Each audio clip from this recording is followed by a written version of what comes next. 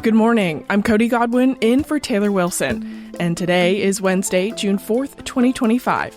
This is the Excerpt.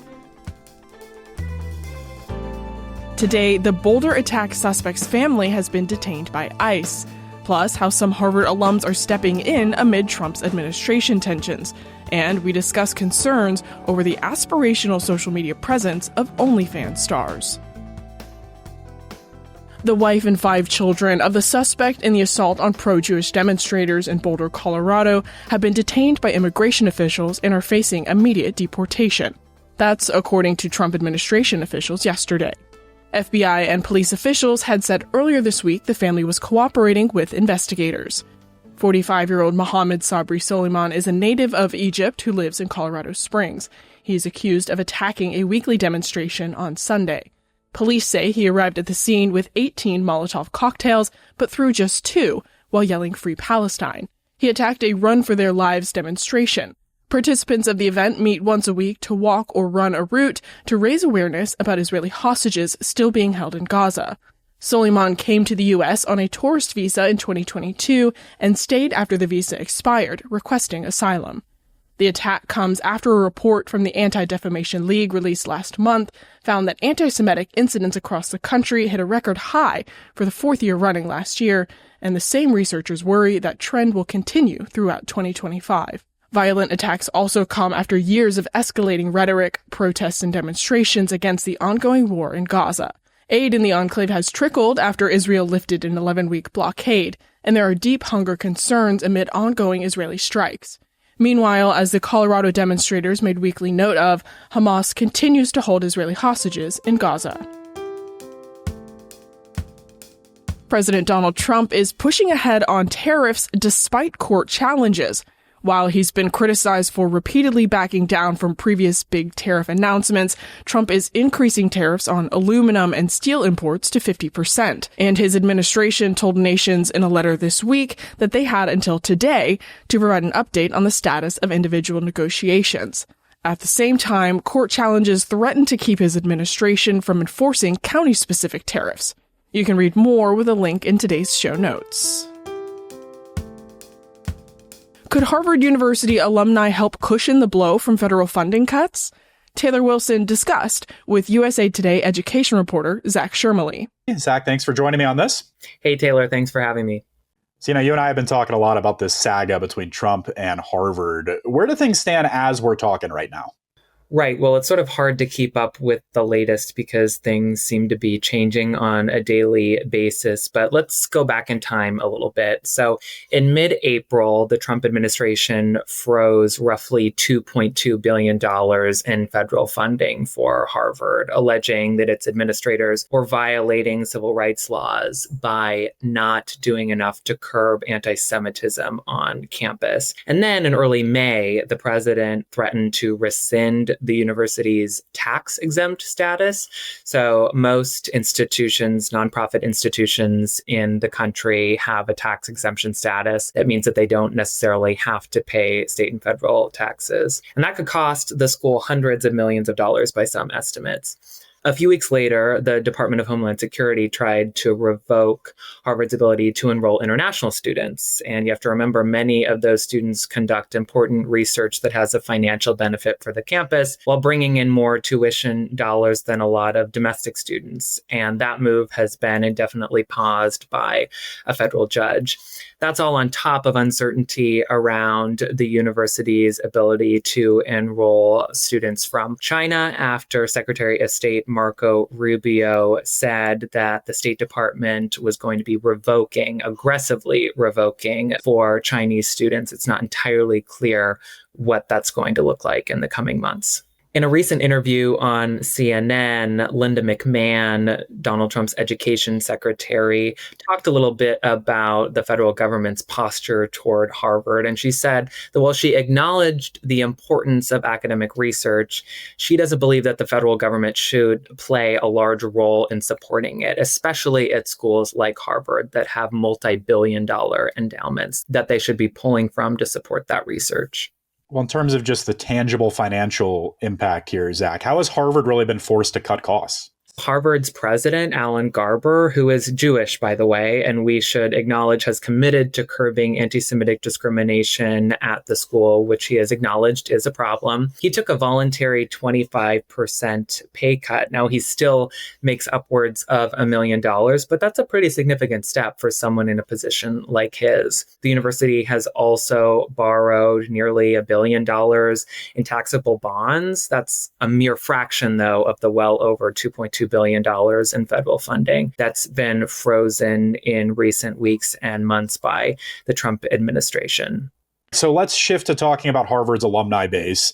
How is this Trump era moment, these tensions landing with them, and what are they doing to push back and maybe try to fill in some of the gaps here? Many of them are springing into action. When Alan Garber, the president of Harvard, pledged to challenge Donald Trump and said that he would be filing a lawsuit alleging First Amendment violations, among other accusations against the administration, donations surged. There were nearly 4,000 online gifts totaling more than $1 million that were recorded in the 48 hours after Harvard filed its initial lawsuit. That's according to the Harvard Crimson, the campus newspaper. Can alumni, Zach, on their own do enough to help, considering some of these funding concerns and the cost cutting?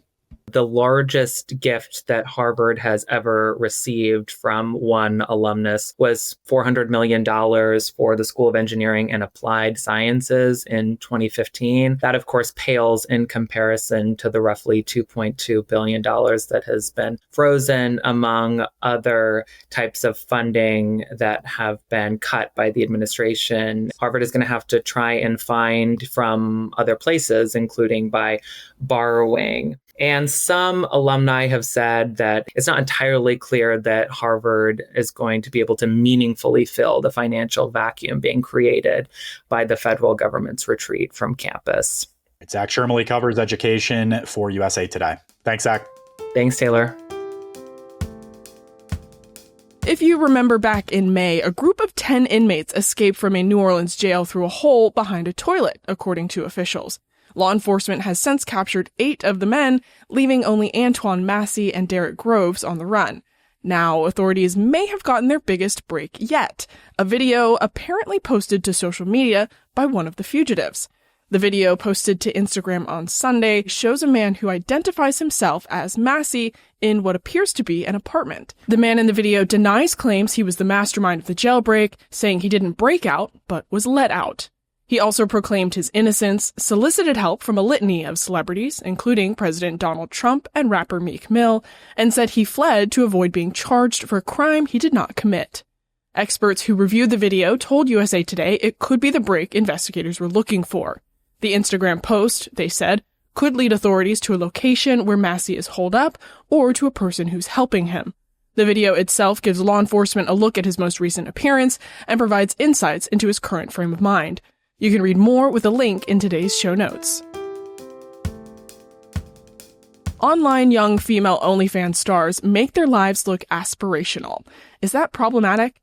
Taylor Wilson spoke with USA Today Youth Mental Health Reporting Fellow Rachel Hale for more. Well, hello again, Rachel. Hi, thanks so much for having me back. Really interesting work on this story. So just start by talking about Bop House and some of the influencers involved here. So you might remember the Hype House from a few years ago where Charli D'Amelio and Addison Rae were some of the main stars. This is that same concept, but it's for OnlyFans creators. So there are 8 women that live in the house, ranging between the age of 18 to 25. It was first founded in December of last year, and the account has since really blown up. Collectively, the girls have nearly 90 million followers between them. Wow. And I know, as you outline in this piece, they're making tons of money. How much are we really talking about here, Rachel? And what do they say about what this has done for their lives? Collectively, the girls brought in roughly $250 million last year. Sophie Rain, the 20-year-old who co-founded the house, quickly became one of OnlyFans' top earners after she launched on the platform 2 years ago, bringing in $43 million in her first year. So these women are representing a small proportion of people on OnlyFans who are making that much money, but they say that it brought them a lot of freedom. Rain grew up in a family of 6 that relied on food stamps, and she's now the primary breadwinner in her family, which has allowed her to pay off her parents' mortgage mortgage, property taxes, and gift her older brother her dream car, travel. She had never been on a plane before. So they say that it's really brought them a lot of freedom and opportunities.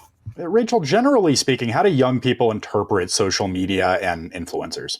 The experts that I spoke with for this story told me that teenage years are a really critical time for self-development, especially when people start to think about who they are in relation to their larger peer group. Celebrities have always played a role in that perception, but now influencers are a larger part in shaping how teenagers perceive themselves. So the hormonal and biological changes that young women are in particular already experiencing throughout their youth make them more attuned to this social comparison, something that social media might heighten if they're counting their followers and likes or comparing themselves to these girls and their lifestyles, knowing that they're only a few years apart in age. Well, and these videos are clearly showing off a very unique, specific, high-end type of lifestyle. What are these videos leaving out, and what other concerns do experts have about that? What we really see from the Bop House and from those creators' accounts are a lot of the positive aspects of the lifestyles. We're not really seeing what may have led these creators to join OnlyFans in the first place. And some of the creators that I spoke with for the article, including Sophie Rain, were really open about those hardships that led them to do OnlyFans. But you wouldn't know that from watching the content. And experts say that that really creates a disconnect with viewers who don't see those challenges and then might seek out careers in adult entertainment without knowing the risks. And you touched on this a bit, but what do the creators say about some of those concerns? Are they actively aware of kind of this dichotomy that exists, or is it something that they're conscious of as they're posting this content? They are. And what some of the creators told me is that knowing their audience is different on TikTok than Instagram or Snapchat, they vary what they post on those platforms. So on TikTok, where they know their audience leans younger and that it's more female, they keep their content more PG-13 than Instagram or Snapchat, where their audience are older men who are a lot of the people that are subscribing to their OnlyFans. They opened up about their stories and why they started OnlyFans. And some of the girls told me it was purely due to a lack of options. Let's talk about OnlyFans itself for a second. Just how big is the market for this site? And tell us, for folks who aren't kind of aware of the infrastructure and just kind of how this site works. So the platform is unique because it doesn't have an explore page function. So the clients on the site need to type in an OnlyFans creator's user in the search bar to find their content, meaning it's pretty much impossible to gain new subscribers if you don't have a strong presence that already exists or that you're building up simultaneously on Instagram and TikTok. Since the platform was founded in 2016, the market has exploded. The most recent stats that the parent company put out in 2023 is that they brought in $6.63 billion in revenue and had 4.12 million creator accounts, which was a 29% increase from the year prior, and it's only grown since then. Wow, big numbers. So in talking with these Bop House creators in particular, Rachel, what's next for them? These are women in their early 20s, I guess maybe even 19 in some cases.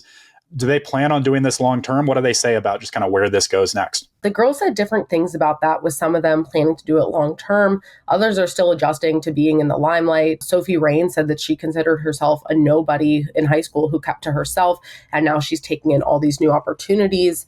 Alina Rose told me that for her, she really wants to use this to do more in the future. She doesn't want to do it forever. She currently streams on Twitch and eventually wants to use her salary to take up professional gaming and singing full time. And I also think it's important to keep the context in mind that OnlyFans is like a generational shift in how adult content is consumed. So millennials and Gen Xers didn't really get to know the adult entertainers unless they were watching porn. But because social media has really peeled back that division, the girls' social media presence will be really large, even as they potentially exit the OnlyFans space. Another fascinating piece from you, Rachel. Folks should go check out the full version with a link in today's show notes. Rachel Hale covers youth mental health for USA Today. Thanks, Rachel. Thank you so much.